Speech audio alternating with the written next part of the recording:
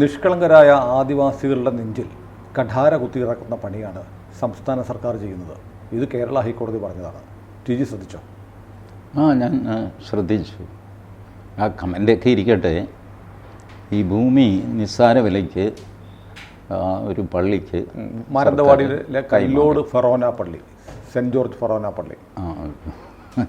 ഞാൻ ഈ പള്ളിയുടെ പേര് പറയാത്തതെന്ന് വെച്ചാൽ ഇതൊരു സർവ്വസാധാരണമായ കാര്യമാണ്. കേരളത്തിൽ പള്ളികളും മറ്റ് സാമുദായിക സംഘടനകളുമൊക്കെ നിസ്സാര വിലയ്ക്ക് സർക്കാരിനെ സ്വാധീനിച്ച് ഭൂമി കൈക്കലാക്കാറുണ്ട്. അത് ചെയ്യുന്നത് ആദ്യം ഭൂമി കൈക്കലാക്കുകയും പിന്നെ അത് റെഗുലറൈസ് ചെയ്യാനായിട്ട് ഹൈക്കോടതി പറയുന്നുണ്ട്. മാറി മാറി വരുന്ന സർക്കാരുകൾ അതിന് ഓരോ സ്റ്റെപ്പായിട്ട് ആദ്യം അതിന് പട്ടയം കൊടുക്കുക, പിന്നെ അത് സർവേ ചെയ്താണെന്ന് കുറ്റിതിരിക്കുക, പിന്നെ അതൊരു സ്പെഷ്യൽ ഓർഡർ വഴി റെഗുലറൈസ് ചെയ്യാൻ കളക്ടർ ശ്രമിക്കുക, അതിന് ചീഫ് സെക്രട്ടറി ഒരു സ്റ്റേ ഓർഡർ കൊടുക്കുക, പിന്നെ ആ സ്റ്റേ ഓർഡർ നീക്കിക്കിട്ടാൻ ഇവർ മന്ത്രിസഭയെ സമീപിക്കുക. അപ്പോൾ മന്ത്രിസഭ ഇത് പരിശോധിക്കാനായിട്ട് മാറ്റിവെക്കുക. അപ്പോഴത്തേക്ക് ഈ സ്ഥലത്ത് മരങ്ങൾ, കെട്ടിടം, അത് ഇതൊക്കെ വന്നു കഴിയും. ഇപ്പോൾ ഒരു പള്ളിയോടോ അല്ലെങ്കിൽ ഒരു സാമുദായിക സംഘടനയുടെ ആഫീസിനോടോ ചേർന്നിട്ട് ഒരു കല്യാണ മണ്ഡപം അവർക്ക് ഉണ്ടാക്കണം. ഇപ്പോൾ കല്യാണ മണ്ഡപം നല്ല കാശ് കിട്ടുന്ന ഏർപ്പാടാണ്. AC ഒക്കെ ചെയ്ത് പാർക്കിംഗ് സ്പേസും ഉണ്ടെങ്കിൽ ഭയങ്കര ഡിമാൻഡാണ്. പാരിഷ് ഹാളെന്ന് പേരിട്ടാൽ മതി. അപ്പോൾ ഇത് ഹോളൊക്കെ കെട്ടി ഒക്കെ റെഡിയാവും. അപ്പോഴത്തേക്ക് ഇതൊക്കെ അനധികൃത നിർമ്മാണമാണ്. അവസാനം ഇത് കഴിയുമ്പോൾ വർഷങ്ങൾ 10, 25, 30 അങ്ങ് കഴിയും. പിന്നെ സർക്കാരിനെ സമയത്തോളം ഇതങ്ങ് റെഗുലറൈസ് ചെയ്ത് പണ്ടാണ് നീ എടുത്തോ ഒരു നിസ്സാര വിലയും വെച്ചിട്ട്. അതാണ് ഈ 100 രൂപ, ഏക്കറിന് 100 രൂപ എന്നൊക്കെ പറയും. ഏക്കറിന് 100 രൂപ. നേരത്തെ ഹെക്ടർ ഭൂമിയുണ്ട്. നേരത്തെ ഏക്കറിന് 2 രൂപയൊക്കെ ആയിരുന്നു. 100 രൂപ വലിയൊരു തുകയാണ്. പിന്നെ 2 രൂപയ്ക്കൊക്കെയാണ്. ഇപ്പോൾ ഇവിടെ തൃശ്ശൂർ സെൻറ്റ് തോമസ് കോളേജ് ഇവർക്കൊക്കെ ഉള്ള ഭൂമിയൊക്കെയാണ്. ഇതൊക്കെ പാട്ടത്തിനുള്ള ഭൂമിയാണ്. 2 രൂപ, ആണ്ടിൽ 2 രൂപ പാട്ടം എന്നൊക്കെ പറയും. ഞാൻ സെൻറ്റ് തോമസ് കോളേജിൻ്റെ പാട്ടം കൃത്യമായിട്ട് എനിക്കറിയില്ല. ബട്ട് ജനറൽ ട്രെൻഡ് അന്ന് 2 രൂപയായിരുന്നു. നമ്മുടെ എറണാകുളത്ത് കല്ലൂരിൽ സെൻറ്റ് ആൽബർട്ട്സ് കോളേജിൻ്റെ ഒരു കേസുണ്ടായിരുന്നു. ഒരുപാട് പേർക്ക് SNDPക്ക്, NSSനൊക്കെ ഇതുപോലെ ഭൂമി കൊടുത്തിട്ടുണ്ട്. അപ്പോൾ അന്നും ഈ ശരി അതൊരു നിസ്സാരത്തുകയ്ക്ക് അങ്ങ് കൊടുക്കും. അപ്പോൾ അതിൻ്റെ പാരലായിട്ട് ഇപ്പോൾ കോടതി പറഞ്ഞത് 6000 ആപ്ലിക്കേഷൻസ് ആദിവാസികളുടെ പെൻഡിങ് ആണ്. അവർക്ക് കൊടുക്കാതെ ഇവർക്ക് കൊടുത്തു. ഈ അവർക്ക് കൊടുക്കാമെന്ന് വെച്ച് കഴിഞ്ഞാലും ഇവരവിടെ ഓക്കുപ്പൈ ചെയ്ത് കഴിഞ്ഞു. ഇതൊക്കെയാണ് സർക്കാരിന് വരുന്ന പ്രായോഗിക ബുദ്ധിമുട്ടുകൾ. ഈ കൺസ്ട്രക്ഷൻ ഡിമോളിഷ് ചെയ്തിട്ട് അവിടെ ആദിവാസികളെ താമസിപ്പിക്കാൻ പറ്റുമോ? പറ്റില്ല. ആദിവാസികൾ പ്രിയോറിറ്റിയിലില്ല നമ്മുടെ സമൂഹത്തിൻ്റെ. കാരണം ആദിവാസികളെന്ന് പറയുന്നത് കഷ്ടിച്ച് 1% വരുന്നുള്ളൂ ജനങ്ങളുടെ. അതുകൊണ്ട് അവരുടെ ഒരാവശ്യവും ഒരിടത്തും പരിഗണിക്കില്ല. അവർ വോട്ട് ബാങ്കല്ല. അപ്പോൾ ആദിവാസികളുടെ ഏറ്റവും വലിയ സമരം നടന്നത് 2000-ലോ 2001-ലോ ആണ്. AK ആൻ്റണി ഭരിക്കുമ്പോൾ CK ജാനുവിൻ്റെ നേതൃത്വത്തിൽ നടന്ന നിൽപ്പ് സമരം. മുത്തങ്ങയ്ക്ക് മുമ്പാണ് നിൽപ്പ് സമരം, കുടില് കെട്ടിയ സമരം സെക്രട്ടേറിയറ്റിന് മുമ്പിൽ. അതുവരെ നടത്തി, ഒന്നും സംഭവിച്ചില്ല. അത്ഭുതമെന്ന് പറയട്ടെ, ഒരു ഹിന്ദു സംഘടനയും അവരെ പിന്തുണയ്ക്കാൻ മുന്നോട്ട് വന്നുമില്ല. എത്ര ഹിന്ദു സംഘടനകളുണ്ട്? ഇവരും ഹിന്ദുക്കളാണ്. കുറച്ച് ക്രിസ്ത്യാനികളുണ്ട്, ഇല്ല എന്നല്ല. എന്നാലും പ്രിഡോമിനൻ്റ്ലി ഹിന്ദു സംഘടനകൾ. But nobody was. ചെങ്ങറ സമരത്തിലൊക്കെ കുമ്മനമൊക്കെ പങ്കെടുക്കുന്നുണ്ടല്ലോ. ആ ചെങ്ങറ സമരത്തിനും വലിയ സപ്പോർട്ടൊന്നും ഉണ്ടായില്ല. അരിപ്പ സമരത്തിനാണ് ഫുൾ സപ്പോർട്ട് ഉണ്ടായിരുന്നത്. അതിന് കാരണം ഈ പറഞ്ഞ അവർക്ക് ഒന്ന് സമരം ചെയ്ത് ശീലമില്ല, അതിനുള്ള സാമർഥ്യമില്ല, കരുക്കൾ നീക്കാനറിയില്ല, ആരോട് സംസാരിക്കണമെന്നറിയില്ല. അവർ ഒരല്പം അക്രമത്തിലേക്ക് തിരിഞ്ഞാൽ അതിഭയങ്കരമായിട്ട് അവരെ അടിച്ചമർത്തും. ഒന്നും ചെയ്യാൻ സാധ്യമല്ല അവർ. ഇതൊക്കെ തുടങ്ങുന്നതുണ്ടല്ലോ നമ്മൾ ഈ ഭൂപരിഷ്കരണം. മിച്ച ഭൂമി 10 സെൻറ്റ്. ഇത് വലിയൊരു സാംസ്കാരികമായ മാറ്റം മനുഷ്യബന്ധങ്ങളിലുണ്ടാക്കി. പണ്ടെങ്ങനെയാണെന്ന് വെച്ചാൽ എനിക്കൊരു 40 സെൻറ്റ് സ്ഥലമുണ്ട്, ഞാൻ താമസിക്കുന്നു. സുനിൽ സ്ഥലമില്ല നിൽക്കുന്നു, ഞാനിവിടെ ഒരു കുടിൽ കെട്ടി താമസിച്ചോട്ടെ. താമസിച്ചു. ഒരു മൂലയ്ക്ക് ആളുകൾ, നമുക്കൊരു വിളിച്ചാൽ വിളിപ്പുറത്തൊരു ആളുമായി. സുനിലിന് തെങ്ങ് കയറാനൊക്കെ അറിയാം. അപ്പോൾ അത്യാവശ്യം 2 പച്ചത്തേങ്ങാണെന്ന് പറഞ്ഞു കഴിഞ്ഞാൽ എൻ്റെ ഭാര്യ, മോനെ ഒന്ന് ഉടനെ സുനിൽ കേൾക്കുന്നു. ഇങ്ങനെ കഴിഞ്ഞുകൊണ്ടിരുന്നു. സുനിലിന് ആ ഭൂമിയിൽ അവകാശമൊന്നുമില്ല. എന്നാൽ സുനിലിനെ ഞാൻ ഇറക്കി വിടുന്നുമില്ല. അങ്ങനെ ഭൂമി എൻ്റേതാണ്, സുനിൽ താമസിക്കുന്നു, സുഖമായിട്ട് പോയിക്കൊണ്ടിരുന്നു. ഒരു ഫൈൻ മോർണിംഗ് സർക്കാർ പറഞ്ഞു 10 സെൻറ്റ് സുനിലിൻ്റെയാണ്. ആകെ 2.5 സെൻറ്റാണ് സുനിലിൻ്റെ കുടിൽ. അതിന് ചുറ്റുമുള്ള സ്ഥലവും ചേർത്തിട്ട് 10 സെൻറ്റ് സുനിലിൻ്റെയാണെന്ന് പ്രഖ്യാപിച്ചു. ഞാൻ കുടുങ്ങിപ്പോയി. എന്നെ സംബന്ധിച്ചോളം 40 സെൻറ്റിൽ 10 സെൻറ്റ് നഷ്ടപ്പെടുന്നു, 4-1 നഷ്ടപ്പെടുകയാണ്. അപ്പോൾ 4-1 ഞാൻ ചുമ്മാ കൊടുക്കണം. അതിനൊരു വിലയുണ്ടായിരുന്നു, സെൻറ്റിന് 1 രൂപ എന്നൊക്കെ പറഞ്ഞിട്ട്. 40 രൂപയ്ക്ക് ഞാൻ സുനിൽ, ഈ 40 രൂപ ഒരിക്കലും കിട്ടില്ല. അതിൻ്റെ പിന്നെ എല്ലാവരും പോയിട്ടുമില്ല, പോകാറുമില്ല, ഇന്ന് വരെ ആർക്കും കൊടുത്തിട്ടുമില്ല. ഇത് വന്നപ്പോൾ എന്തായി, മനുഷ്യർ തമ്മിലുള്ള വിശ്വാസം നശിച്ചു. ഇന്നിപ്പോൾ സുനിൽ വന്നിട്ട് എൻ്റെ 1.5 ഏക്കർ വസ്തു വിശാലമായിട്ട് ഞാൻ മതിലൊക്കെ കെട്ടി വെച്ചിരിക്കുന്നു. ചേട്ടാ, ഞാനിവിടെ ഒരു കുടിൽ വെച്ച് കിടന്നുണ്ട്, പറ്റില്ല എന്ന്. അപ്പോൾ എന്തായി, സർക്കാരിന് സുനിലിനെ താമസിപ്പിക്കാനുള്ള ബാധ്യതയായി. ആദ്യം കമ്മ്യൂണിസ്റ്റ് സർക്കാർ വലിയ കമ്മ്യൂണിസം കൊണ്ടുവന്നത് കണ്ടവൻ്റെ മുതലെടുത്തിട്ട് വേറൊരുത്തിനും കൊടുത്തിട്ടാണ്. പുറമ്പോക്ക് ഭൂമിയല്ല പതിച്ചു കൊടുത്തത്, സ്വകാര്യ വസ്തുവാണ്. സ്വകാര്യ വസ്തുവിലാണ് ഈ 10 സെൻറ്റ് 5 സെൻറ്റ് 3 സെൻറ്റ് എന്നുള്ള അവകാശം സ്വകാര്യ വസ്തുവിലാണ് കൊടുത്തത്. അങ്ങനെ കൊടുത്തതോടെ മനുഷ്യർ തമ്മിലുള്ള ട്രസ്റ്റ് നഷ്ടപ്പെട്ടു സമൂഹത്തിൽ. ആ ട്രസ്റ്റ് നശിപ്പിച്ചപ്പോഴാണ് നമ്മളുടെ സമൂഹം മൊത്തം കാർഷിക സംസ്കൃതി താഴത്തേക്ക് പോകാൻ തുടങ്ങിയത്. ഇത് കഴിഞ്ഞിപ്പോൾ ഒരുത്തിന് വാടകയ്ക്ക് കൊടുക്കാൻ ആൾക്കാർക്ക് പേടിയാണ്. ഇപ്പോൾ വാടക ചീട്ട് എഴുതുന്നത് എങ്ങനെയാണ്? 11 മാസത്തേക്കാണ്. എന്താ, അതിൽ കൂടുതൽ എഴുതി കഴിഞ്ഞാൽ അവൻ്റേതായിട്ട് മാറും. കാരണം ഇവർക്ക് ദണ്ണമൊന്നുമില്ല. മോഹൻദാസിൻ്റെ വസ്തു എടുത്ത് സുനിലിന് കൊടുത്തിട്ട് വോട്ട് മേടിക്കാം, സർക്കാരിന് അതിൽ നഷ്ടമില്ല. ഇങ്ങനെ വന്നു കഴിഞ്ഞപ്പോഴാണ് ഈ വാടകയ്ക്ക് കൊടുക്കാൻ പോലും ആൾക്കാർ പേടിച്ചത്. റെൻ കൺട്രോൾ നിയമം വന്നിട്ട് എത്ര പേർക്ക് കെട്ടിടങ്ങൾ നഷ്ടപ്പെട്ടു. ഇപ്പോഴാണ് റെൻ കൺട്രോളിൽ ചില്ലറ ഇളവുകളൊക്കെ, അത് പലതവണ കോടതികളൊക്കെ ഇടപെട്ട് കഴിഞ്ഞപ്പോഴാണ് ഫണ്ടമെൻ്റൽ റൈറ്റിൻ്റെ ലംഘനം നടന്നു. എനിക്കാകെ ഒരു കടമുറിയുണ്ട്, അതിൻ്റെ വാടക കൊണ്ട് ഞാൻ ജീവിക്കുന്നു. ആ കടമുറി പലവിധ റെൻ കൺട്രോൾ ആക്ടിലെ വകുപ്പുകൾ പറഞ്ഞിട്ട് സുനിൽ എടുത്തുകൊണ്ട് പോകുന്നു. ഞാൻ പട്ടിണിയായി പോകുന്നു, ഞാൻ എന്ത് ചെയ്യും? ഇതിനൊക്കെ കൂട്ടുനിന്നത് ഈ ജനാധിപത്യ സർക്കാരുകളാണ്. ഒരിക്കലും അവർ സമൂഹത്തെ ഒന്നായിട്ട് കണ്ടില്ല. അവർ ചുമ്മാ ഇങ്ങനെ robbing Peter to pay Paul എന്ന് പറഞ്ഞിട്ട് കൊടുത്തുകൊണ്ടിരുന്നു. പീറ്ററിൻ്റെ പോക്കറ്റ് അടിച്ച് പോളിനെ കൊടുത്തിട്ട് പോളിനെ ഹാപ്പിയാക്കുക. ഈ സമ്പ്രദായം കൊണ്ടുവന്നതോടുകൂടി നമ്മുടെ കാർഷിക സംസ്കൃതി നശിച്ചു, വ്യവസായങ്ങൾ നശിച്ചു. അങ്ങനെയാണ് നമ്മൾ നടുവിന് അടിയേറ്റ ചേരയെ പോലെ എഴഞ്ഞുകൊണ്ടിരിക്കുന്നത്. ഇത് പറഞ്ഞാൽ ആർക്കും മനസ്സിലാവുന്നില്ല. ഇപ്പോൾ മനോരമ കഴിഞ്ഞ ആഴ്ച പാട്ടകൃഷി തിരിച്ചു വരണം എന്നവർ എഴുതിയിട്ടില്ല. കാരണം പാട്ടകൃഷി നേരത്തെ ഉണ്ടായിരുന്നു എന്ന് ആൾക്കാർ മനസ്സിലാവില്ല. പന്തലിക്കട്ടെ പാട്ടകൃഷി എന്ന് പറഞ്ഞിട്ട് ഒരു സ്ത്രീയെ കൊണ്ട് ലേഖനം എഴുതി, പിന്നെ ഒരു മുഖപ്രസംഗം എഴുതി. പാട്ടകൃഷി എന്നേക്കുമായിട്ട് ഇതുപോലെ ട്രസ്റ്റ് നഷ്ടപ്പെട്ടു പോയ ഒരു സാധനമായിരുന്നു അത്. ഞാൻ സുനിലിന് പാട്ടത്തിന് തരുന്നു. സുനിൽ അവിടെ കർഷക തൊഴിലാളികളെ ഇറക്കി കൃഷി ചെയ്യുന്നു. ഒരു 10% അല്ലെങ്കിൽ 20% നമ്മൾ ഇതനുസരിച്ച് അതിൻ്റെ പ്രൊഡ്യൂസ് എനിക്ക് തരുന്നു. ബാക്കി സുനിലെടുക്കുന്നു, തൊഴിലാളികൾക്ക് അതിൻ്റെ കാശും കൊടുക്കുന്നു. ഇതായിരുന്നു പാട്ടകൃഷി. ഒരു ഫൈൻ മോർണിംഗ് സർക്കാർ അങ്ങ് തീരുമാനിച്ചു ഈ ഭൂമി സുനിലിൻ്റെയാണെന്ന്. ഞാൻ പട്ടിണിയായി. ഭൂമിയുടെ ആക്ച്വൽ ഉടമസ്ഥൻ പട്ടിണിയായി. താൻ പണിയെടുക്കുന്നില്ലല്ലോ, സുനിലും പണിയെടുക്കുന്നില്ലല്ലോ. സുനിൽ കർഷക തൊഴിലാളി വെച്ചല്ലേ ചെയ്യും. പക്ഷേ സുനിൽ എന്തോ അധ്വാനിക്കുന്ന തൊഴിലാളി എന്നുള്ള മട്ടിൽ സുനിലിന് ഇതെല്ലാം കൂടെ എഴുതി കൊടുത്തു. ആക്ച്വൽ കർഷക തൊഴിലാളികളില്ല, അവൻ അപ്പോഴും കൂലി തൊഴിലാളിയായിട്ട് കഴിഞ്ഞു. ഈ ഇടനിലക്കാരൻ ചുമ്മാ അങ്ങ് ഭൂമി കിട്ടി. അങ്ങനെയാണ് കേരളത്തിലെ ദേവസ്വങ്ങൾ തകർന്നു പോയത്. ദൈവത്തിന് കൃഷി ചെയ്യാൻ പറ്റില്ല. അപ്പോൾ പാട്ടത്തിന് കൊടുത്തിരിക്കുകയാണ്, ഭക്തന്മാർക്ക് തന്നെയാണ് കൊടുത്തിരിക്കുന്നത്. പക്ഷേ പാട്ടം നിയമം വന്നു കഴിഞ്ഞപ്പോൾ ഭക്തന്മാരെല്ലാം ദേവസ്വം ഭൂമി കൊണ്ടുപോയി. ഇപ്പോൾ ദേവസ്വം ഭൂമി അന്യാധീനപ്പെട്ടു എന്ന് സങ്കടപ്പെടുന്ന ആൾക്കാരുണ്ടല്ലോ, അവർ പിന്തിരിഞ്ഞ് നോക്കുമ്പോൾ അവരുടെ തന്നെ പൂർവികന്മാർ ഇതുപോലെ ഈ പാട്ട നിയമത്തിൻ്റെ മറവിൽ ഒരുപാട് ഭൂമി കൈയടക്കിയതായിട്ട് മനസ്സിലാകും. സർക്കാരിൻ്റെ നിയമം വന്നു, ശരി, നിയമം വന്നു. എനിക്കൊരു ഫാമിലി അറിയാം കോട്ടയത്ത്. അയാൾ 2 കാളകളുള്ള ഒരു ക്രിസ്ത്യാനിയാണ്. അയാളുടെ കയ്യിലാണ് പാട്ടത്തിന് ഒരു നാരായണൻ നായരുടെ ഭൂമി പാട്ടത്തിനുള്ളത്. അയാളുടെ 70 സെൻറ്റോ മറ്റോ ഉള്ളൂ. ഇതിൽ കൃഷി ചെയ്യുന്ന ക്രിസ്ത്യാനി പാട്ടം നാരായണൻ നായർക്ക് കൊടുക്കും. പാട്ടം കൊണ്ട് നാരായണൻ നായർ ജീവിക്കുന്നു. പിന്നെ ചില്ലറ എന്തോ കച്ചവടം വാങ്ങുന്നുണ്ട്. പാട്ട നിയമം വന്നപ്പോൾ ഇയാൾ ഭൂമി നാരായണൻ നായരെ തിരിച്ചേൽപ്പിച്ചു. ഇയാൾ പറഞ്ഞു സർക്കാർ എന്തും പറഞ്ഞോട്ടെ, നമ്മൾ തമ്മിലുള്ള ഒരു വാക്കിൻ്റെ പുറത്താണ് ഞാനിത് ചെയ്തത്. കർത്താവിന് നിരക്കാത്തൊരു കാര്യം ഞാൻ ചെയ്യില്ല. അത് സർക്കാർ പറഞ്ഞാലും ശരി, ആര് പറഞ്ഞാലും ശരി. അയാൾ ഭൂമി തിരിച്ചു കൊടുത്തു നാരായണൻ നായർക്ക്.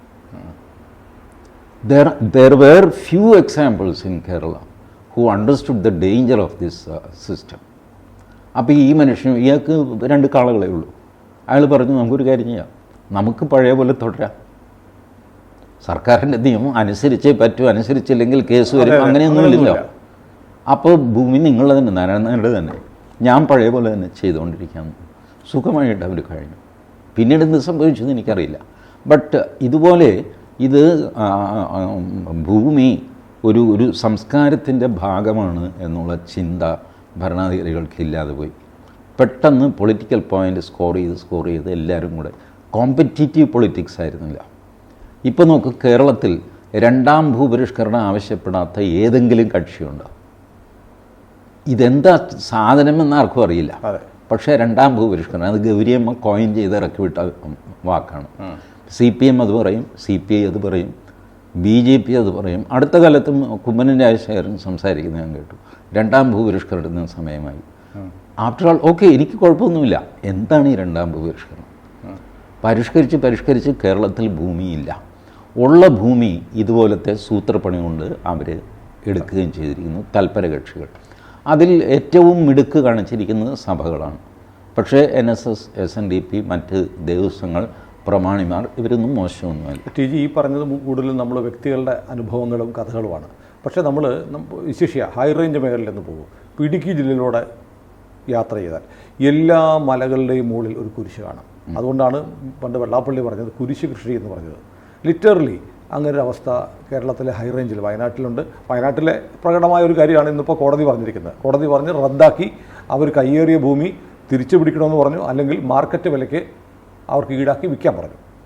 അല്ല, ഇത് അവരുടെ ഒരു കോംപ്ലക്സ് കത്തോലിക്ക സഭയ്ക്ക് ഉണ്ടായിരുന്നു. ഇപ്പം അത് കുറഞ്ഞു വരുന്നു.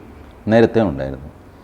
ഈ തീർത്ഥാടനം എന്ന് പറയുന്നൊരു സാധനം അത് ഭാരതീയമാണ്, ഹിന്ദുക്കൾക്ക് മാത്രമുള്ളതാണ്. മറ്റാർക്കും തീർത്ഥാടനമില്ല, ക്രിസ്ത്യാനികൾക്കോ മുസ്ലിങ്ങൾക്കോ. ഹജ്ജ് തീർത്ഥാടനം എന്ന് പറയും. ആ തീർത്ഥാടനം എന്നുള്ള വാക്ക് അത് ഭാരതീയമാണ്, ഇസ്ലാമികമല്ല. ഹജ്ജ് ചെയ്യണം എന്നേ അവർ പറയാറുള്ളൂ. ഹജ്ജ് തീർത്ഥാടനം എന്നൊരു വാക്ക് മലയാളത്തിലൊഴിച്ച് മറ്റു ഭാഷകളിൽ കാണില്ല. അത് തീർത്ഥാടനമല്ല. ക്രിസ്ത്യാനികൾക്കും ഈ ഒരു കോംപ്ലക്സ് ഉണ്ടായി. നമ്മളുടെ സംസ്കൃതിക്ക് പഴക്കം പോരാ. എത്ര പുറകോട്ട് പോയി കഴിഞ്ഞാൽ 2000 വർഷം എത്തും. യേശുക്രിസ്തുവിന് പുറകിലേക്ക് ഇത് കൊണ്ടുപോകാൻ പറ്റില്ല. അപ്പോൾ ഈ ഹിന്ദു സിംബൽസ് അപ്രോപ്രിയേറ്റ് ചെയ്യുക, അതിന് ഹിന്ദുക്കളുടെ ഒരു സ്വഭാവം കണ്ടിട്ടുണ്ടോ? മോസ്റ്റ് ഡിഫിക്കൽട്ട് സ്ഥലത്ത് അവർ കൊണ്ടുപോയി അമ്പലം വയ്ക്കും. എന്നിട്ട് അങ്ങോട്ട് തീർത്ഥാടനം എന്നുള്ള വാക്ക് തീർത്ഥം ഉള്ള സ്ഥലത്തേക്കുള്ള നടത്തമാണ് തീർത്ഥാടനം. അപ്പോൾ ശബരിമലയിൽ നമ്മൾ പോകുന്നു, അവിടെ എവിടെയാണ് തീർത്ഥം?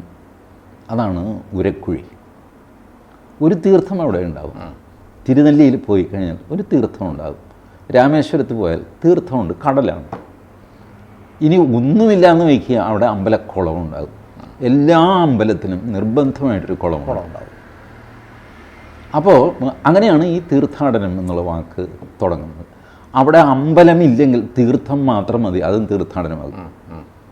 കാശിയിലേക്ക് പോകുന്നു. കാശിയിലേക്ക് പോകുന്നത് കാശിയിൽ ഗംഗയിൽ മുങ്ങാൻ വേണ്ടിയിട്ടാണ്.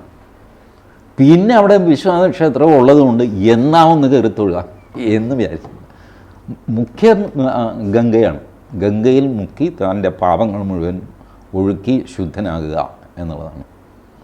അപ്പോൾ കാശിയിലേക്കുള്ള തീർത്ഥാടനം, വാരാണസിയിലേക്കുള്ള തീർത്ഥാടനം എന്ന് പറഞ്ഞാൽ ഗംഗയിലേക്കുള്ള തീർത്ഥാടനമാണ്. പമ്പയിൽ നിന്ന് ഗംഗയിലേക്ക്, അച്ചൻകോവിൽ നിന്ന് ഗംഗയിലേക്ക്, നമ്മുടെ വേമ്പനാട്ടുകായലിൽ നിന്ന് ഗംഗയിലേക്ക്, ഇങ്ങനെ സാംസ്കാരികമായിട്ട് കണക്ട് ചെയ്യുന്ന ഏർപ്പാടാണ് തീർത്ഥാടനം.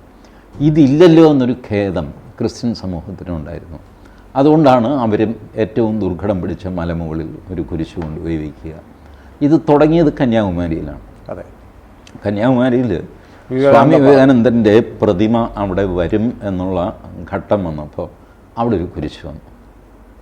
ആ കുരിശ് വന്ന് അപ്പോൾ പ്രശ്നമായി. ഭക്തവത്സലമാണ് മദ്രാസ് പ്രസിഡൻസിയുടെ ചീഫ് മിനിസ്റ്റർ വന്നു. അപ്പോൾ ഈ വിവേകാനന്ദ പ്രതിമ സ്ഥാപിക്കണം എന്നുള്ള ആൾക്കാർ ആദ്യം ചെയ്തത് മുക്കുവന്മാരെ വിട്ടിട്ട്, ഇവിടുന്ന് തലശ്ശേരി നിന്നാണ് ഇവർ പോയത്, മത്സ്യത്തൊഴിലാളികൾ പോയത്.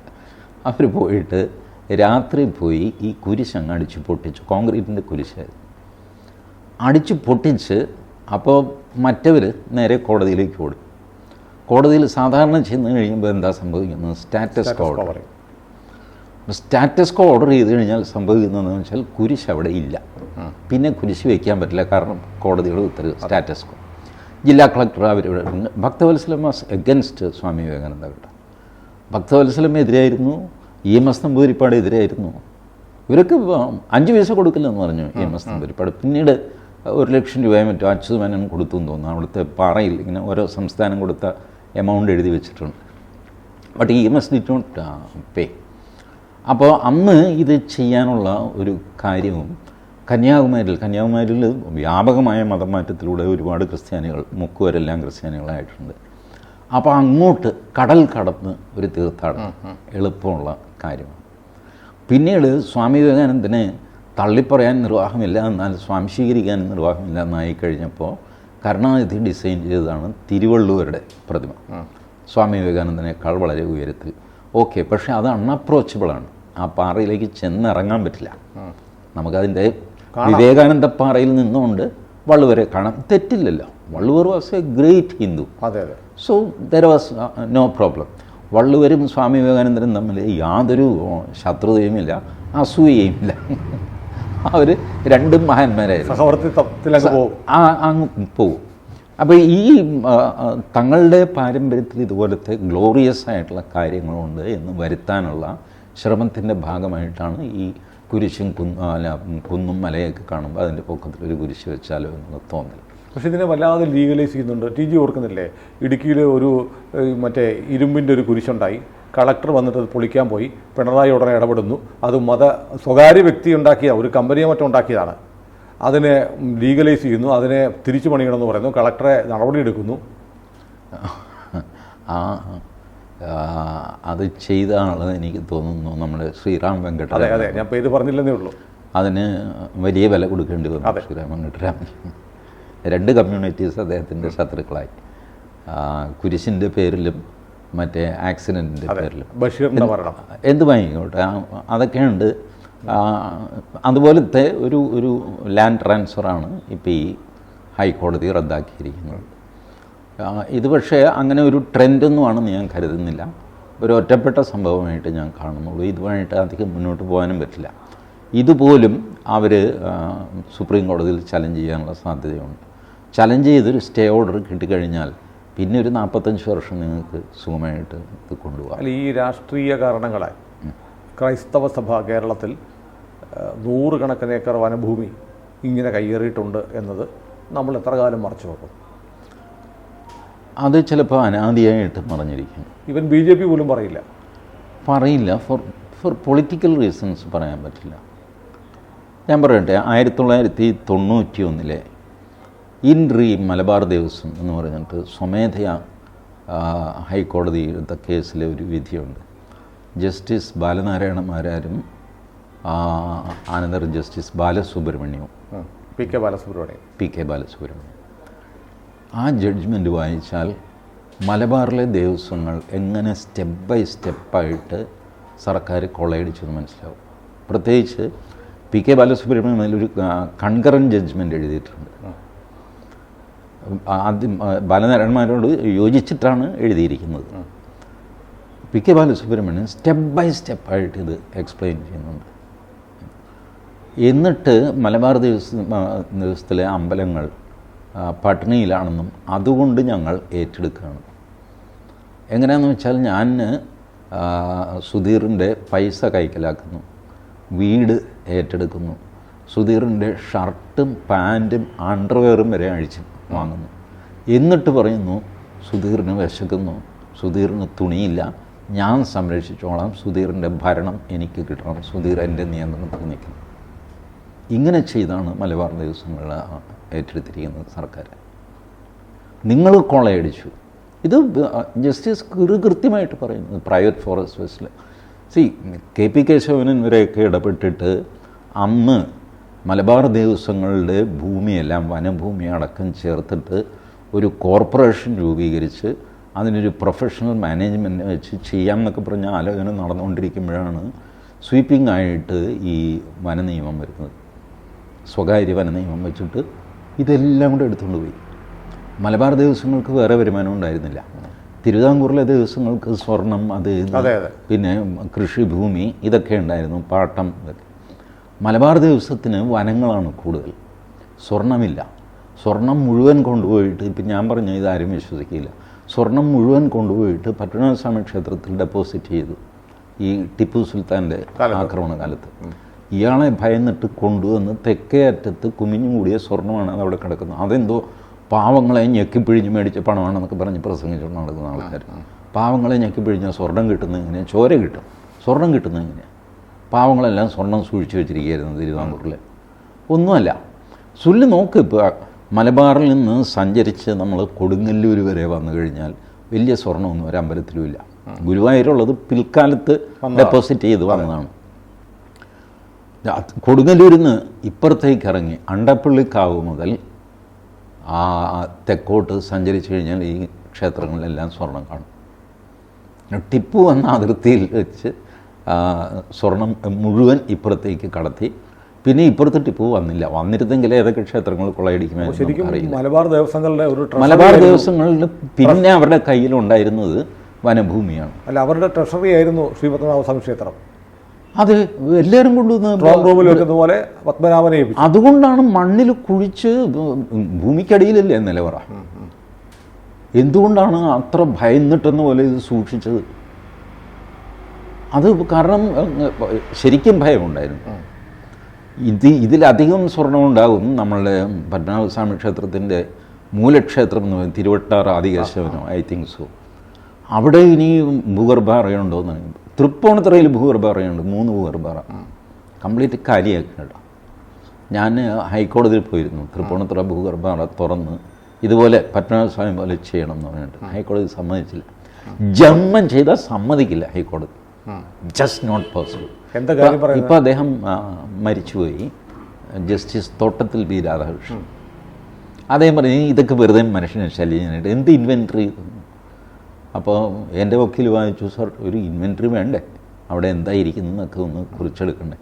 അതിൻ്റെ ഒന്നും ആവശ്യമില്ല. ഐ വിൽ ഒരു കാര്യം ചെയ്യും, അഡ്വക്കേറ്റ് മാധവൻ കമ്മീഷണറായിട്ട് വയ്ക്കുക. ഈ അഡ്വക്കേറ്റ് മാധവൻ കൊച്ചി ദേവസ്വം ബോർഡിൻ്റെ സ്ഥിരം കമ്മീഷണറാണ്, പ്രായമായ ഒരാളാണ്. ഞാനതിന് ഒബ്ജക്റ്റ് ചെയ്തു. മാധവൻ പറ്റില്ല. എപ്പോഴും ഈ മാധവനെ കമ്മീഷനായിട്ട് വയ്ക്കുന്നു. മാധവൻ സ്വയം എണീറ്റ് നിന്നു. പ്രായമായ മനുഷ്യനാണ്. പുള്ളി പറഞ്ഞു, യുവർ ലോഡ്ഷിപ്സ് എന്നെ വയ്ക്കണ്ട, എന്നെ ഈ കക്ഷിക്ക് വിശ്വാസവും ഇല്ല, എനിക്കാണെങ്കിൽ വയസ്സോ എനിക്ക് താല്പര്യമില്ല, എന്നെ വയ്ക്കണ്ടെന്ന് സമ്മതിച്ചില്ല. മാധവനെ തന്നെ വെച്ചു. And I lost the case. I miserably lost the case. ഇന്നും തൃപ്പൂണിത്തുറയിലെ നിലവറയിലെ ഇൻവെൻട്രി നടന്നിട്ടില്ല. അവിടെ ഒന്നും ഇല്ല എന്നാണ് പറയുന്നത്. കൊച്ചി ദേവസ്വം ബോർഡിൻ്റെ വക്കീൽ തന്നെ പറഞ്ഞു അതിനകത്തൊന്നുമില്ല. അത് ഒരു ചെറിയ ബാഗ് കാണിച്ചിട്ടുണ്ട്, ഇതാ ഇത്രയേ ഉള്ളൂ തൃപ്പൂണിത്തുറയിലെ സ്വർണം. 36 കിലോ സ്വർണം ഒരു 15 വർഷം മുമ്പ് 36 കിലോ സ്വർണം തൃപ്പൂണിത്തുറയിലുണ്ടായിരുന്നു. ആകെ പോട്ടെ, എനിക്കറിയില്ല. നെട്ടൂർ ദേവസ്വത്തിൽ 2.5 ഗ്രാം സ്വർണ്ണമേ ഉള്ളൂ. അവരുടെ വിവരാവകാശ നിയമപ്രകാരം ചോദിച്ചപ്പോൾ കിട്ടിയ മറുപടി 2.5 ഗ്രാം സ്വർണ്ണമാണ് നെട്ടൂർ ദേവസ്വത്തിൽ. എന്നുവെച്ചാൽ കഷ്ടിച്ച് 1/4 പവൻ. ഇതാണ് ഒരു ചക്കക്കുരുവിൻ്റെ തോലിൻ്റെ വെയിറ്റ്. നെട്ടൂർ ശിവക്ഷേത്രത്തിൽ വലിയ ബലിയിടലും ഒക്കെ നടക്കും. ഭഗവാൻ അവിടെ ഉള്ളത് ഭാഗ്യം ഉണ്ടോയെന്ന് എനിക്കറിയില്ല. കാരണം നമ്മളൊക്കെ നോക്കുമ്പോൾ ഈ പൂജാരി മാറിക്കഴിയുമ്പോൾ ചെറിയൊരു വിളക്ക് പോലെ തെളിയുന്നതാണ് ഭഗവാൻ മലയാളിയെ സംബന്ധിച്ചിടത്തോളം. മിക്കവാറും പൂജാരി മറഞ്ഞിരിക്കും, അല്ലെങ്കിൽ അങ്ങോട്ടും ഇങ്ങോട്ടൊക്കെ നടക്കും പിടിക്കുമൊക്കെ പൂജ ചെയ്യണ്ടേ. കേരളത്തിലെ ക്ഷേത്രങ്ങളുടെ ഡിസൈൻ സുരേഷ് നോക്കിക്കോ, അത് സാധാരണ ആളുകൾക്ക് തൊഴാൻ വേണ്ടിയിട്ടല്ല. ആ ഡിസൈൻ അങ്ങനെയല്ല. ഇതൊക്കെ ക്ഷേത്രപ്രവേശന കാലത്ത് തന്നെ വന്ന ഒബ്ജക്ഷൻസാണ്. It is not meant for public. അർച്ചകസ്യ പ്രഭാവേന ശിലാഭവതി ശങ്കര. ഈ പൂജാരി പൂജ ചെയ്ത് പ്രാണപ്രതിഷ്ഠ ഇങ്ങനെ അതിൻ്റെ ചൈതന്യം വർദ്ധിപ്പിച്ച് ആ ചൈതന്യമാണ് നാലുപാടും പ്രസരിച്ച് നിങ്ങൾക്കെല്ലാം ശ്രേയസ്സും പ്രേയസ്സും ഉണ്ടാകുന്നു. അല്ല, നിങ്ങളവിടെ പോയി തൊഴുതിട്ടല്ല. നിങ്ങളവിടെ പോയി തൊഴുത് അശുദ്ധിയാക്കരുത്, നിങ്ങൾ പുറത്ത് നിന്നാൽ മതി. ആണ്ടിലൊരിക്കൽ ഭഗവാൻ ഇറങ്ങി വരും. എന്നിട്ട് ഏറ്റവും പൊക്കം കൂടിയ മൃഗത്തിൻ്റെ മുകളിൽ എഴുന്നള്ളിക്കും. എന്തിനാണ് ആനപ്പുറത്ത് എഴുന്നള്ളിക്കുന്നത്? എല്ലാവർക്കും കാണാൻ വേണ്ടിയിട്ട്, തൊഴാൻ വേണ്ടിയിട്ട്. ആണ്ടിലൊരിക്കൽ 8 ദിവസം. ക്ഷേത്രങ്ങളിൽ പള്ളിസ്രാമ്പെന്നും പറഞ്ഞുണ്ട്, എനിക്കറിയാം, എൻ്റെ നാട്ടിലൊക്കെ ഉണ്ട്. വിഗ്രഹം അവിടെ എഴുന്നള്ളിച്ച് വെക്കും, പുറത്ത് എഴുന്നള്ളിച്ച് വയ്ക്കും. അവിടെ നിങ്ങൾ തൊഴുതോ, നിങ്ങളുടെ കഥാപ്രസംഗം, ബാലെ, കഥകളി, ചെണ്ടകുട്ട്, അടിപിടി, വെള്ളമടി, പൂരംതുള്ളൽ, ഇതൊക്കെ നടത്തിക്കോ. ആണ്ടിൽ 8 ദിവസം പെർമിറ്റഡ്. നിങ്ങൾ അങ്ങോട്ട് ചെല്ലും, പുള്ളി ഇങ്ങോട്ട് വരുമെന്ന്. ഇത് കഴിഞ്ഞാണ് പുള്ളി കുളിച്ച് പിന്നെ ഇനി അടുത്ത വർഷം വരും. അതെ, ഇതാണ് കേരള ക്ഷേത്രത്തിലെ സങ്കല്പം. ഇപ്പോൾ നമ്മൾ കാണുന്നതോ അല്ലെങ്കിൽ നമ്മൾ പരാതിപ്പെടുമല്ലോ, ഇത്ര വലിയ ക്യൂ എന്നൊക്കെ പറഞ്ഞിട്ട്. പുതിയ രാമക്ഷേത്രം പോയി കണ്ട ഒരാൾ എന്നെ വിളിച്ച് പറഞ്ഞു, ഞാൻ പഴയതേ കണ്ടിട്ടുള്ളൂ, ജയിലിൽ കിടക്കുന്ന രാമനെയാണ് ഞാൻ കാണുന്നത്, പുതിയ പോയില്ല. അയാൾ പറഞ്ഞു അവിടെ 5 ലൈനാണ് ക്യൂ ഉണ്ട്, പക്ഷെ കണ്ടിന്യൂസ്ലി മൂവിങ് ആണ്. നമുക്ക് അതിൻ്റെ ഒരു ശ്വാസം മുട്ടലൊന്നും അനുഭവിക്കുന്നില്ല. നമ്മൾ നടന്നു പോകുന്ന പോലെ ക്യൂവിൽ ഇങ്ങനെ വരിയായിട്ട് നടക്കണമെന്നേ ഉള്ളൂ. കണ്ടിന്യൂസ് മൂവിങ് ആണ്, ഒരു സ്ഥലത്ത് നിൽക്കേണ്ടി വരുന്നില്ല. നമ്മൾ പോകുന്നു, തൊഴുന്നു, തിരിച്ചു വന്നു. ഞാൻ പറഞ്ഞു ആ ക്ഷേത്രം ഉണ്ടാക്കിയിരിക്കുന്നത് അവിടെ ലക്ഷങ്ങൾ തൊഴാൻ വരും എന്നറിഞ്ഞുകൊണ്ടാണ് അതിൻ്റെ ഡിസൈൻ. ഇവിടെ അങ്ങനെയല്ല, കേരളീയ ക്ഷേത്രങ്ങളുടെ ഡിസൈൻ അങ്ങനെയല്ല. അതുകൊണ്ടാണ് നമുക്ക് ഗുരുവായൂർ അവിടെ ഇവിടെയൊക്കെ ശ്വാസം മുട്ടൽ അനുഭവിക്കുന്ന മണിക്കൂറുകളോളം ക്യൂ. കാരണം കയറാനുള്ള ഗോപുരത്തിൻ്റെ വീതി തന്നെ ഒരു 6 അടിയേ ഉള്ളൂ. അതെ അതെ, 6 പേര് നിന്ന് കഴിഞ്ഞാൽ ഗോപുരം അടഞ്ഞു പോകും. ഈ 6 അടിയിൽ വേണം അകത്തേക്ക് പോകുന്നവരും തിരിച്ച് പുറത്തേക്ക് ഇറങ്ങുന്നവരും. ഇതൊക്കെയാണ് കേരളത്തിലെ ക്ഷേത്രങ്ങളിൽ വരുന്ന പ്രയാസം. ഇത് പറഞ്ഞു കഴിഞ്ഞാൽ റിച്വലിസ്റ്റിക് ഹിന്ദു തന്നെ തല്ലാൻ വരും. എനിക്ക് നമ്മുടെ ഇദ്ദേഹം ഉണ്ടല്ലോ, ചെങ്കോട്ടുകുണം മഠത്തിലെ സ്വാമി സത്യാനന്ദ സരസ്വതി, അദ്ദേഹം ഒരു പ്രൊപ്പോസൽ കൊടുത്തിരുന്നു ശബരിമലയിൽ ഇത് തിരക്ക് കുറയ്ക്കാനായിട്ട്. ആ പ്രൊപ്പോസലിൻ്റെ കോപ്പി ഞാൻ അന്വേഷിച്ച് എനിക്ക് കിട്ടിയില്ല. പക്ഷേ ഇത് വായിച്ച ഒരാൾ എന്നോട് പറഞ്ഞത്, വായിച്ച ആൾ പറഞ്ഞതാണ് തെറ്റാവാം. 4 വശത്തും 18-ാം പടി വയ്ക്കണം എന്നാണ് സ്വാമിയുടെ. മുമ്പൊരു ചർച്ചയിൽ ഇത് പറഞ്ഞിട്ടുണ്ട്. 4 വശത്തും വരും. അതൊരു സൊല്യൂഷനല്ലേ? 4 വശത്തു നിന്നും ആൾക്കാർ കയറുന്നു, ക്ലോക്ക് വൈസായിട്ട് തൊഴുതിട്ട് എവിടെ നിന്നാണോ കയറിയത് അതിലേ ഇറങ്ങിപ്പോകുന്നു. അല്ലെങ്കിൽ ഇടയ്ക്ക് ഇറങ്ങാൻ തോന്നുകയാണെങ്കിൽ അവിടെ ഇറങ്ങിപ്പോകുന്നു. പക്ഷേ ശബരിമലയിലെ ബോട്ടിലിനൊക്കെ എന്താ 18-ാം പടി? ഇനി ഇരിക്കട്ടെ, ആ വിവാദത്തിൽ നമുക്ക് കടക്കണ്ട, വെറുതെ ആളുകൾ ബുദ്ധിമുട്ടുണ്ടാവില്ല. നമ്മുടെ വിഷയം ഭൂമിയാണ്. അന്യാധീനപ്പെട്ട ഭൂമി ഹൈക്കോടതി ഇപ്പോൾ ഈ വിധിയിലൂടെ തിരിച്ചു കൊടുത്തിരിക്കുന്നു. This is only tip of the iceberg. അതെ അതെ, പക്ഷേ എനിക്ക് വലിയ സന്തോഷമുണ്ടായി. മലയാളത്തിലെ പത്രങ്ങളെല്ലാം പതിവ് പോലെ ചെറിയ ഒരു അകത്ത പേജിൽ ഒരു ചെറിയ വാർത്ത, പണമുള്ളവന് ഭൂമി കൊടുക്കലല്ല ശരി എന്ന് പറഞ്ഞാണ് മനോരമ വാർത്ത കൊടുത്തിരിക്കുന്നത്. എന്തായാലും ഒരുപക്ഷെ ഹൈക്കോടതിയുടെ ഈ വിധി കേരളത്തിലെ ഈ കുരിശ് കൃഷിക്ക് ഒരു പരിഹാരമാകും, അതിൻ്റെ തുടക്കമാവുമെന്നാണ് കരുതിയത്. പക്ഷേ ടി ജി പറഞ്ഞപ്പോൾ എനിക്ക് മനസ്സിലായി ഒരു വ്യാമോഹം മാത്രമാണ്. ഇല്ല എന്ന് ഞാൻ പറയുന്നില്ല. ഇപ്പോൾ ഈ കുരിശ് കൃഷി എന്നുള്ള അത്ര നല്ല വാക്കല്ല അത്, എന്നാലും മനസ്സിലാവാൻ വേണ്ടി ഞാൻ പറയുന്നു. ഇതിൻ്റെ എണ്ണം ഡ്രാസ്റ്റിക്കലി കുറഞ്ഞിട്ടുണ്ട്. ഇപ്പോൾ സഭകൾക്കും ഒരു മയമൊക്കെ വന്നിട്ടുണ്ട്. ഈ വല്ലാതെ അങ്ങ് കയ്യേറുക, ബഹളം കൂട്ടുക, അതൊരു ശരിയായ നടപടിയല്ല എന്ന് അവർക്ക് ബോധ്യം വന്നിട്ടുണ്ട്. അതുകൊണ്ട് അവർ വല്ലാതെ മയപ്പെട്ടിട്ടുണ്ട്. ഓഫ് കോഴ്സ് ഈ അപ്രോപ്രിയേഷൻ നടക്കുന്നുണ്ട്. ഇപ്പോൾ പള്ളിയുടെ മുമ്പിൽ പണ്ടൊക്കെ കൊടിമരം ഉണ്ടായിരുന്നില്ല, ഇപ്പോൾ കൊടിമരമുണ്ട്. ചെണ്ടമേളം വന്നു. പള്ളിയിൽ ചെണ്ടമേളമല്ല, ബാൻഡ് മേളമായിരുന്നു. എൻ്റെയൊക്കെ ചെറുപ്പത്തിൽ ബാൻഡ് മേളമാണ്. ഇപ്പോൾ ബാൻഡ് മേളം കേൾക്കാനായിട്ട് ക്രിസ്ത്യൻ പള്ളിയിൽ പോകണമായിരുന്നു, വേറെ എങ്ങും ഇത് കേൾക്കാൻ വയ്യ. അപ്പോൾ അതിനു വേണ്ടി തന്നെ പോകുമായിരുന്നു. കാരണം ബാൻഡ് മേളത്തിൽ സിനിമാ പാട്ട് പാടും. അതെ അതെ, അതിൻ്റെ കൂടെയാണ് ബാൻഡ്. നല്ല രസമാണത് കേൾക്കാൻ. അപ്പോൾ അതിന് ഞങ്ങളെല്ലാം പോകും. മാത്രമല്ല ഇത് പകലാണ്, ശ്രദ്ധിച്ചിട്ടുണ്ട്. രാത്രിയിൽ പള്ളിയിൽ ബാൻഡ് മേളം പരിപാടിയൊന്നുമില്ല, എല്ലാം പകലാണ്. So it is convenient. Hindu ക്ഷേത്രത്തിലെ ഒരു ദുരിതം എന്താണെന്ന് വെച്ച് കഴിഞ്ഞാൽ രാത്രി 9 മണി കഴിയുമ്പോഴാണ് ഇത് തുടങ്ങുന്നത് തന്നെ. കഥകളി എന്നൊക്കെ പറഞ്ഞു കഴിഞ്ഞാൽ രാത്രി മുഴുവൻ ഉറക്കഴക്കും. കഥാപ്രസംഗം കൊല്ലം സാംബശിവൻ എന്നൊക്കെ പറഞ്ഞ് അത് വന്ന് അവർ പാർട്ടി വന്ന് തുടങ്ങുമ്പോഴത്തേക്ക് ഒരു 9-9:30 ആകും. പക്ഷേ ഇപ്പോൾ പള്ളിയിൽ ചെണ്ടമേളം വന്നു, ആന വന്നു, നെറ്റിപ്പട്ടം വന്നു, എഴുന്നള്ളിൽ പോന്നു. മുസ്ലിം പള്ളികളിൽ കുറച്ച് പള്ളികളിലെങ്കിലും ആന എഴുന്നള്ളിക്കാൻ തുടങ്ങി. കൊടിമരമുണ്ട്, കൊടിവെക്കും, പല ഡിസൈൻസിലൊക്കെയുള്ള കൊടി. പള്ളികളിൽ അരവണ വരും, എനിക്ക് കിട്ടിയിട്ടുണ്ട്. ഇത് നമ്മുടെ വല്ലാർപാടം പള്ളിയിൽ നിന്ന്. ഇവിടെയാണ് ഞാൻ പറയുന്നത്, ഇത് ഹിന്ദു റിച്വൽസിൻ്റെ പ്രശ്നവുമല്ല, ഹിന്ദു റിലീജിയൻ്റെ പ്രശ്നവുമല്ല, ഹിന്ദു സംസ്കാരത്തിൻ്റെ പ്രശ്നമാണ്. ഈ ആലിങ്ങനെ കണ്ടിട്ടില്ലേ? എറണാകുളം ബോട്ട് ജെട്ടിയിൽ 2 തൂണുണ്ടായിരുന്നു. ഇപ്പോൾ അവിടെ 2 ആലാണ് നിൽക്കുന്നത്.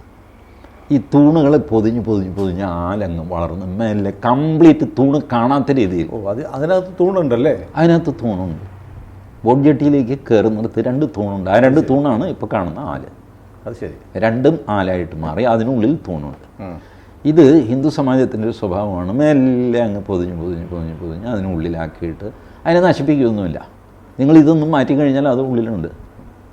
ഇതുപോലെ എല്ലാത്തിനെയും സ്വാംശീകരിക്കുന്ന, ഓൾ എംബ്രേസിങ് എന്ന് പറയും, എല്ലാത്തിനെയും കെട്ടിപ്പിടിക്കുന്ന സ്വഭാവം. അതിന് നൂറ്റാണ്ടുകളെടുക്കും. വളരെ പതുക്കെയാണ് അതിപ്പോൾ. എത്ര വർഷം എടുത്തു പള്ളിയിൽ കൊടിമരം വരാൻ? അതെ. എൻ്റെ ചെറുപ്പത്തിൽ ഒരൊറ്റ പള്ളിയിൽ കൊടിമരം ഞാൻ കണ്ടിട്ടില്ല. ഇന്ത്യയിൽ കൊടിമരമില്ലാത്ത പള്ളിയുമില്ല. അല്ല, കേരളത്തിന് പുറത്തു പോലും കാണില്ല. കൊടിമരമില്ലാത്ത പള്ളികൾ ഇപ്പോൾ അപൂർവമാണ്. ചെറിയ പള്ളികളിലൊക്കെ കൊടിമരം ഇപ്പോഴും ഇല്ല. ബട്ട് ഇവൻച്വലി അത് വരും. ചെണ്ടമേളം സകല പള്ളിയിലുമായി. നാളെ ദീപാരാധന തുടങ്ങും. ഇതേ പേര്, ദീപാരാധന. കുർബാന എന്ന് എഴുതില്ലേ? പുറത്ത് ബോർഡ് വയ്ക്കുമല്ലോ, കുർബാന സമയം. അതുപോലെ ദീപാരാധന സമയം എന്ന് വയ്ക്കും. ക്രിസ്ത്യാനികൾ തന്നെ ചോദിക്കും, ഈ കുർബാന എന്നുള്ളൊരു ഫോറിൻ വാക്കിലൂടെ ഉപയോഗിക്കേണ്ട കാര്യം എന്താ? ഇപ്പോൾ ജനാഭിമുഖ കുർബാന എന്ന് പറഞ്ഞ വഴക്കുണ്ടാകും. നാളെ കുർബാന എന്നുള്ള വാക്കെടുത്ത് മാറ്റിയിട്ട് ദീപാരാധന എന്ന് വയ്ക്കും. എന്താ കുഴപ്പം? അങ്ങനെ ദീപാരാധന. അതാണ് ഹിന്ദു സമാജത്തിൻ്റെ ഒരു സ്വഭാവം. ഒന്നാം തരം ഓർത്തഡോക്സ് ക്രിസ്ത്യാനികളല്ലേ മലയാള മനോരമ? അവർ വിദ്യാരംഭം നടത്തുന്നു. അതെ. വിദ്യാരംഭത്തിന് ഒരു നിലവിളക്ക് വയ്ക്കും. ആ നിലവിളക്കിൻ്റെ ഉച്ചിയിൽ ഒരു കുരിശുണ്ടാവും. അപ്പോൾ ഒരു ഹിന്ദു പ്രവർത്തകൻ, എന്തൊരു വൃത്തികേടാണ്, നിലവിളക്ക് വെച്ചിട്ട് അതിൻ്റെ ഉച്ചിയിൽ കുരിശ് വരച്ചിരിക്കുന്നു. ഞാൻ പറഞ്ഞു, എന്താ സംഭവം? അല്ല, മനോരമയുടെ വിദ്യാരംഭം എന്നാ സാധനം? അത് വിജയദശമിക്കാണ്. ഞാൻ പറഞ്ഞു, വിജയദശമിക്കാണല്ലോ, വേറൊരു ദിവസം. മനോരമയുടെ സ്വന്തം വിദ്യാരംഭമല്ല അത്, വിജയദശമിക്കാണ്. So Vijayadashami is accepted. പിന്നെ തനിക്ക് എന്താ വിഷമം? നിലവിളക്കിൻ്റെ പുറത്ത് ഒരു കുരിശ് വെച്ചു, അതവിടെ ഇരുന്നോട്ടേന്ന്. എന്താ അതുകൊണ്ട് കുഴപ്പം? നിലവിളക്കിൻ്റെ ഒരു ഡിസൈൻ എന്ന് വിചാരിച്ചാൽ മതി. ബട്ട് വിദ്യാരംഭം തന്നെയാണ്. വിദ്യാരംഭം വിജയദശമി ദിവസമാണ് ചെയ്യുന്നത്. ഏതായാലും ടി ജി നമ്മുടെ ഇവിടെയാണ് ഈ കൾച്ചറും റിലിജിയനും തമ്മിൽ ഉള്ള നേരിയ വ്യത്യാസം. ഇത് കണ്ടുപിടിക്കാൻ പ്രയാസമാണ് നമുക്ക്. കൾച്ചറാണ് പലപ്പോഴും പ്രവർത്തിക്കുന്നത്, കാരണം റിലിജിയൻ പലപ്പോഴും അല്പം ടഫാണ്. കൾച്ചറിന് സ്വഭാവമില്ല. കൾച്ചറാണ് ഈ ഓൾ എംബ്രേസിങ് ആയിട്ട് പോകുന്ന സാധനം. ഏതായാലും നമ്മുടെ ഇന്നലത്തെ ഹൈക്കോടതി വിധി ചെറിയൊരു പ്രതീക്ഷയൊക്കെ നൽകുന്നുണ്ട്. പ്രത്യേകിച്ച് ആദിവാസികൾക്ക് വേണ്ടി ഒരു 2-3 പാരഗ്രാഫ് എഴുതിയിട്ടുണ്ട്. അത്രയും നന്ന്. നല്ല കൂടുതൽ വാർത്തകളും വിശേഷങ്ങളും നിങ്ങളിലേക്ക് എത്താൻ ABC മലയാളം സബ്സ്ക്രൈബ് ചെയ്യുക, ബെൽ ബട്ടണും അമർത്തുക.